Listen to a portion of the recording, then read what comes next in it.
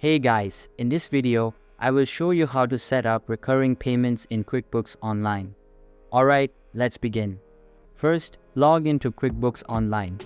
Once you're logged in, click on the New button and select Invoices. Next, click on Make Recurring. This will allow you to set up a recurring invoice. Now, fill in the necessary details such as your client's name, billing address, and payment terms. You can also customize the invoice template to reflect your brand style. Once the invoice details are in place, it's time to enable the autopay feature. Select the preferred payment method, whether it's credit card or bank transfer, and ensure the autopay option is enabled. Next, review the invoice settings.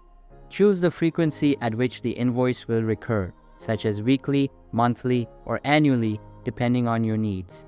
After filling in all the details, click on Save Template.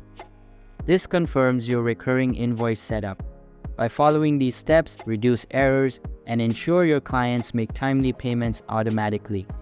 It's an efficient way to handle billing without the need for manual intervention. So that's basically how you can set up recurring payments in QuickBooks Online.